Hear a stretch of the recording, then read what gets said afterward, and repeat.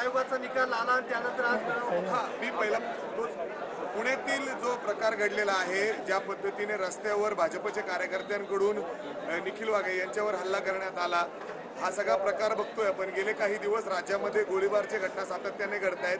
काय मागणी करताल, कसं पाहता साहेब? कायदा आणि सुव्यवस्थेचा प्रश्न निर्माण होतो राज्यामध्ये. काल लोकसभेमध्ये एका जाणकार व्यक्तीवर हल्ला केला गेला, त्याच्या गाडीवर हल्ला केला गेला, गाडीच्या काचा फोडल्या गेल्या. याचा अर्थ सत्य आहे की आजचे राज्यकर्ते झुंडशाहीच्या मार्गाने जाऊ इच्छितात. ही झुंडशाही ही लोकांना फासणारी नाही. आत्ता जरी सत्ता हातात आहे आणि पोलीस दल हातात आहे, त्याचा गैरउपयोग गैरफायदा हा घेण्याचा जाणीवपूर्वक प्रयत्न सुरू आहे.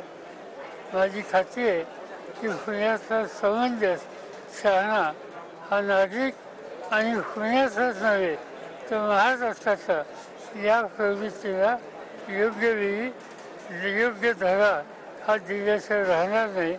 अत्यंत चिंताजनक स्थिती आहे आणि अपेक्षा अशी होती की ज्या पक्षाच्या पुण्याच्या सरकारने हे उद्योग केले, त्या पक्षाच्या राज्य आणि राष्ट्रीय नेत्यांनी याची अधिक गंभीर दखल घ्यायची आवश्यकता होती, पण ती घेतली नाही.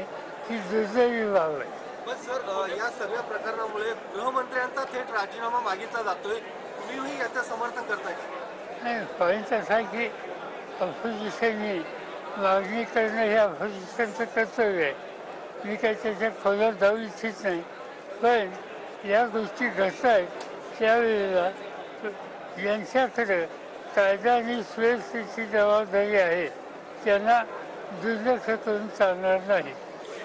राष्ट्रपती राजवट लागू करावी म्हणून म्हणतात. राष्ट्रपती राजवट लागू करावी राज्यात, तशी परिस्थिती आज आहे का राज्यात? असं आहे की मागणी केलेली आहे, मी काय त्याच्या खोलात गेलेलं आहे. सर, पक्ष आणि चिन्ह गेल्यानंतर नवीन चिन्ह काय येण्याची तुम्हाला अपेक्षा आहे आणि हे लोकांपर्यंत पोहोचण्यासाठी कशी फळी तयार असणार? असं आहे की माझा व्यक्तिगत अनुभव असा आहे की मी आत्तापर्यंत पहिली निवडणूक लढलो तर 2 वैद्युतीय लढलो. नंतर आमचं चिन्ह गेलं, मग आम्ही चरख्यावर लढलो. नंतर आमचं चिन्ह गेलं, मग आम्ही हातावर लढलो. नंतर आमचं चिन्ह गेलं, मग मी त्याच्यानंतर घड्याळावर लढलो.